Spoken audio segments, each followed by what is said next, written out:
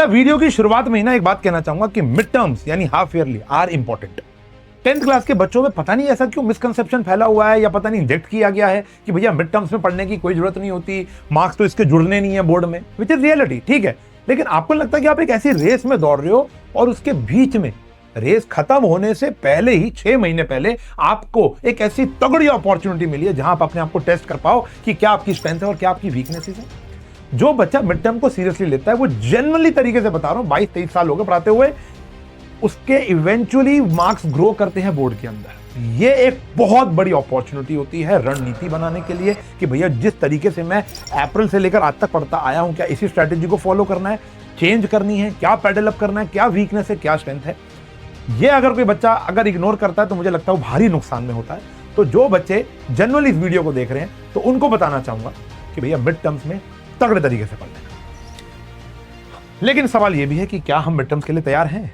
क्या हमने अप्रैल, मई, जून, जुलाई के अंदर ये जो 4 महीने जो हमारे बीते हैं, क्या हमने ढंग से पढ़ाई की है?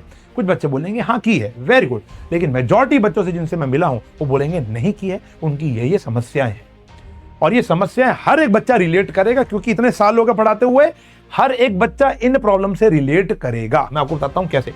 टाइम मैनेजमेंट, आपको टाइम मैनेजमेंट भी होता है। आप जब स्कूल, आप बच्चा क्या कहता है मुझे, देखो हमारे ना जी मीट्स होती हैं, जब हमारे पेड बैचेस होते हैं वहां पर हम लोग जी मीट करते हैं, बच्चों से रूबरू होते हैं गूगल मीट के जरिए। हर महीने बहुत से बच्चे हर एक टीचर के साथ 50-50 के स्लॉट में ना जी मीट करते हैं। मुझे पता है कि हजारों बच्चों में 50 बच्चे चुनना मुश्किल टास्क है, लेकिन हमारी टीम वो करती है, चुनते नहीं है, रैंडमली बच्चे आते हैं, वहां बात करते हैं। रैंडम बच्चों की रैंडम समस्या एक ही है, वो है टाइम मैनेजमेंट। आप रिलेट करोगे, स्कूल जाते हैं, स्कूल से आते हैं, थोड़ा सा नैप लेना है, नैप लेने के बाद सर ट्यूशन है या पेड बैच है, फिर बैठते हैं रात को 7-8 बजे तक फ्री होते हैं, उसके बाद अपना सर स्कूल का होमवर्क, ट्यूशन का होमवर्क, सेल्फ स्टडी के लिए टाइम ही नहीं है। और सर फिर क्या होता है ना, सिलेबस भी पीछे रह जाता है हमारा, क्योंकि हमारा टाइम मैनेजमेंट ठीक नहीं है। और सर सिस्टम कभी क्रिएट ही नहीं कर पाते। क्यों? अगर मैं क्वाड्रेटिक इक्वेशन करने बैठता हूं या बैठती हूं, मैं बहुत अच्छा चल रहा है क्वाड्रेटिक इक्वेशन, बहुत सिस्टम से पढ़ाई कर रही हूं, सेल्फ स्टडी भी कर रही हूं, लेकिन बीच में मैडम आ जाती है, कहती है ट्रायंगल का टेस्ट है, ट्रायंगल ट्यूशन में हुआ नहीं, मैडम का समझ नहीं आया, तो मैं जाता हूं यूट्यूब पर।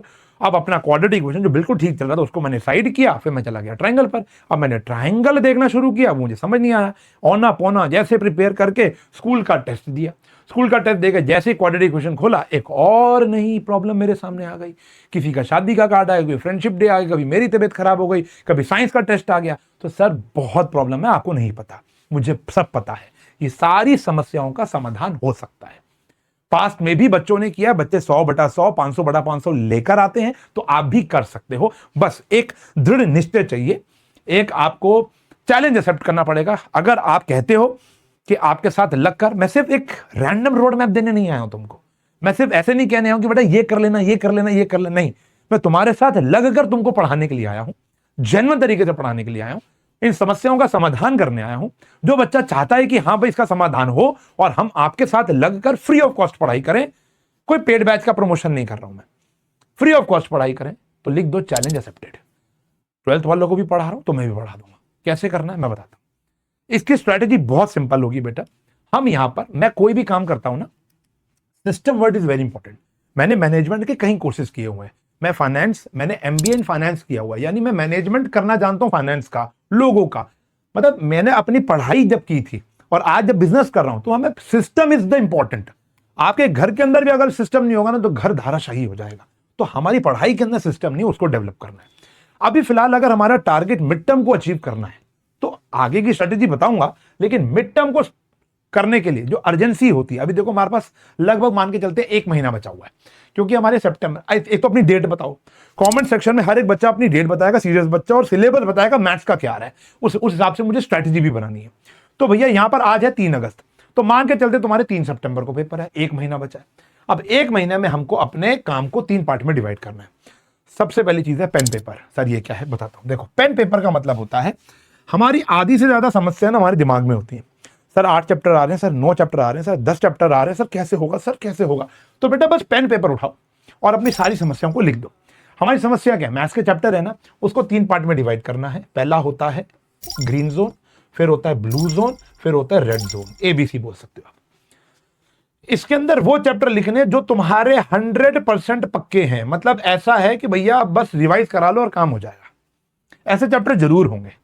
जब हमारी क्लास की शुरुआत होती है तो हम नई नई ट्यूशन जाते हैं, नए नए स्कूल जाते हैं, नई क्लासरूम होती है, नए लोग होते हैं, नई टीचर होती है, नई किताबें होती है ना, तो स्टार्टिंग के 1-2 चैप्टर तो हम बहुत तगड़े तरीके से पढ़ते हैं।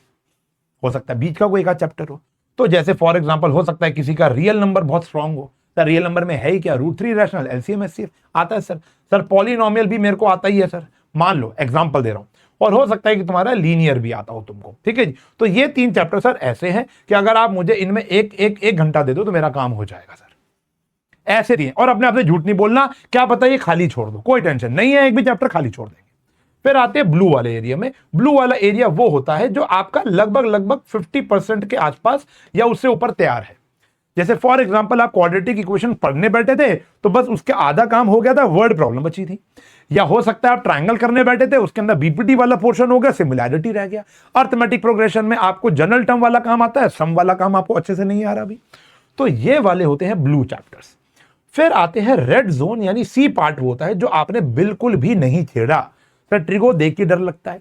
मैं ये नहीं कहूंगा ये मुश्किल चैप्टर है, ये वो चैप्टर है जो अभी स्कूल में हो गए, मिड टर्म में आ रहे हैं, या तो ट्यूशन में नहीं हुए या ट्यूशन में भी हो गए, आपका बैकलॉग है। तो ए बी सी पार्ट में पहले तो डिवाइड करो, यहां पर हमको एक क्लैरिटी मिलेगी, एक रास्ता मिलेगा, आपके दिमाग को एक ऐसी चीज हिट करेगी जो बोलेगी कि हाँ भाई अब आगे खतरे की घंटी, पढ़ना पड़ेगा, 1 महीना बच्चा है, ये मेरे को क्लैरिटी मिल गई कि किसको काम करना है। अब यूजुअली बच्चे क्या करते हैं, पॉइंट सी से शुरू करते हैं कि पहले वो देख लेता हूं जो मुझे नहीं आता, ये तो मुझे आता है वहां कर लेता हूं, नहीं। फिर यहां पर आप लेथार्जिक हो जाते हो, फिर यहां पर आपको पॉजिटिव डोपामिन हिट नहीं होता क्योंकि चीजें हो नहीं रही होती हैं। तो अगर देखो पॉजिटिव डोपामिन कैसे हिट करता है कि जब मुझे 8 किलोमीटर भागना है और मैंने देखा तो 6 किलोमीटर हो गए, अब सिर्फ 2 ही बचे हैं। या ऐसे कि भैया 8 किलोमीटर भागना और मैंने टाइम देख लो, मैं थक चुका हूं, अभी तो 1 ही किलोमीटर हुआ है, तो वो रेस कभी पूरी हो ही नहीं पाएगी। तो टारगेट ए बी फर्स्ट। मेरा मानना यह है कि पहले वो काम करो जो आपका स्ट्रॉन्ग पोर्शन है।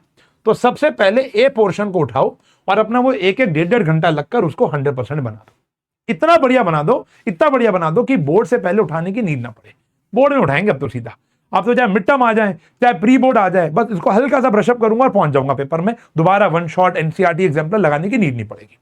बी वाले को कोशिश करो, ऐसा काम करो कि वो ए तक आ जाए, क्योंकि हाफ डन है, हाफ बचा हुआ है।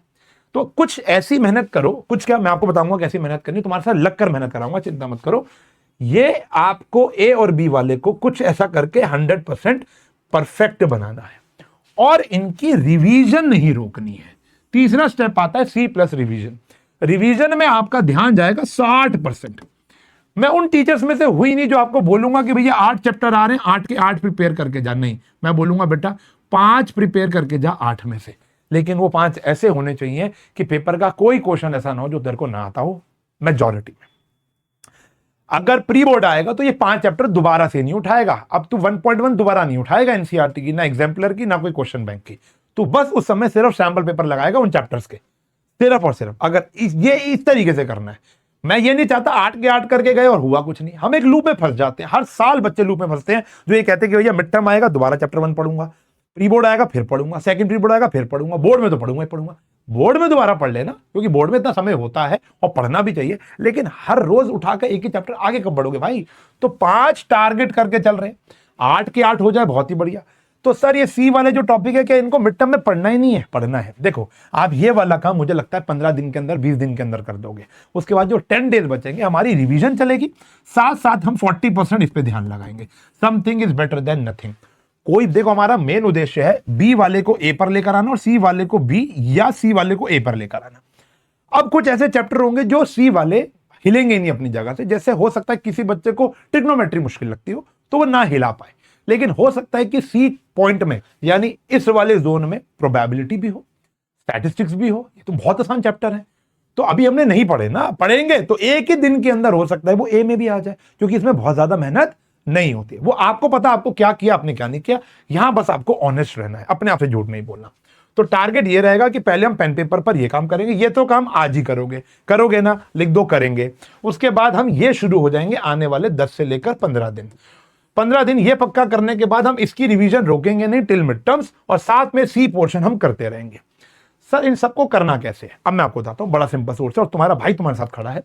सबसे पहली बात तो सोर्सेस, ये ए और बी को करने के सोर्सेज हैं, सी को करने के सोर्सेज भी है।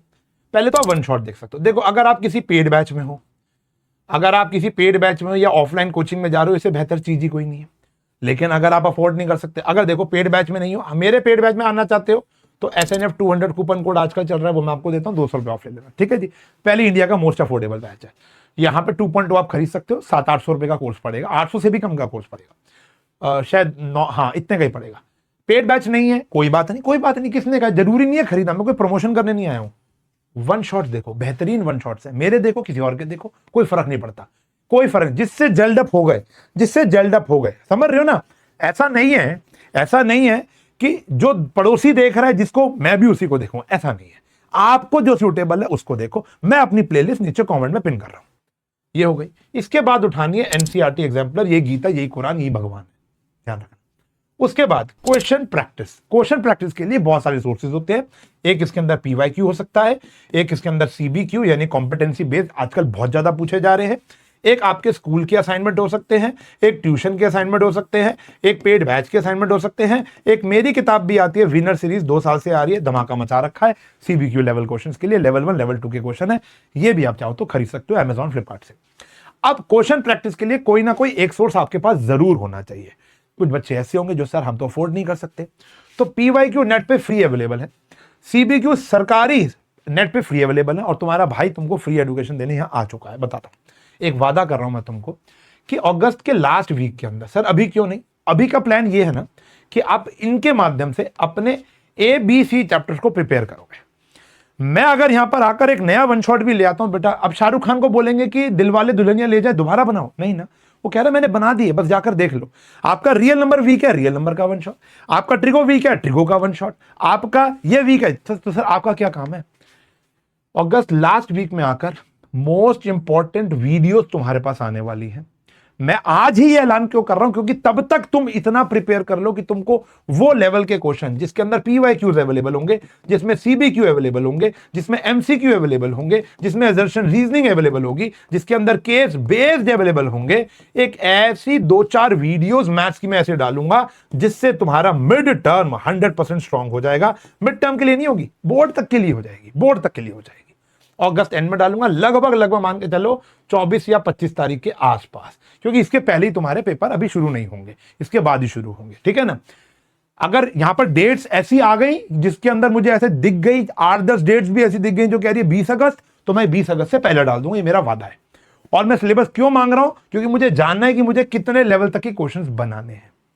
और मैं सिर्फ ये नहीं करूंगा, मैं यहां पर तुमको कुछ ऐसे ताबड़तोड़ असाइनमेंट देने वाला हूं जो मेरे पेड बैचेस के बच्चों के हैं, जो अगर तुम हम अफोर्ड कर सकते हैं विनर सीरीज वो खरीद लें, कोई और क्वेश्चन बैंक वो खरीद ले, हैं तो अच्छी बात, वरना सभी बच्चों के लिए जो अफोर्ड कर सकते हैं, नहीं कर सकते, असाइनमेंट फ्री ऑफ कॉस्ट मेरी तरफ से विद सॉल्यूशन, विद सॉल्यूशन। तो अब देखो मैं यहां पर तुमको पढ़ाने के लिए तैयार हूं, मैंने ऑलरेडी बहुत साल पढ़ा रखा है, और आगे भी ऐसे कुछ मल्टीपल वीडियोस आएंगे जो तुम्हारे मिड टर्म में 100% ध्यान लगाएंगे। लेकिन तब तक अपने आप को इतना अच्छे से प्रिपेयर कर लो कि ये देख पाओ, ये देखने के लिए भी आपको पढ़ना पड़ेगा। मेरी बात समझ में आ गई, मेरी बात समझ में आ गई। मैं जेन्युइनली चाहता हूं कि हर एक बच्चा मिड टर्म को सीरियसली ले और एक बेंचमार्क सेट कर दे कि भैया इतना हो गया, अब ये करना है मिड टर्म के बाद। तो हमारा, आपका और मेरा अगस्त एंड से लेकर सितंबर बहुत इंपॉर्टेंट रहेगा। मैं काफी सारी वीडियोस डालने वाला हूं आप लोगों के लिए। अभी फिलहाल इट्स योर एफर्ट्स, देखते हैं कितने बच्चे फिल्टर होकर आगे आ पाते हैं, क्योंकि सब बच्चे इतनी मेहनत नहीं कर पाएंगे। जिसमें गूदा होता है, रीढ़ की हड्डी होती है, वही बच्चे इतनी मेहनत कर पाते हैं। कई बच्चे पढ़ाई को टेक इट फॉर ग्रांटेड लेते हैं, देयर चॉइस, लेकिन जो बच्चे जेन्युइनली पढ़ाई में कुछ करना चाहते हैं, this strategy is for you. इस तरीके से पढ़ लेना। आई होप मैंने कुछ वैल्यू एडिशन की होगी आज। ये वीडियो अपने उस दोस्त के साथ जरूर शेयर करना जो स्ट्रगल कर रहा है, और शायद ये उसका जीवन बदल दे, शायद ये उसकी मैथ्स को इंप्रूव कर दे। पॉसिबल है, ठीक है ना। तो मैथ्स, ये वैसे हर एक सब्जेक्ट के ऊपर स्ट्रैटेजी लगा सकते हो, और ये मैं मैथ्स की बात नहीं कर रहा हूं, ये आपके पास सब कुछ आने वाला है। Science Ashu sir, Reema ma'am SST, Anushka ma'am English, सब कुछ लेकर आएंगे आपके लिए इसी चैनल पर, आशु घई 9th and 10th। मिलूंगा बहुत जल्द, तब तक के लिए bye bye, take care, have a nice day.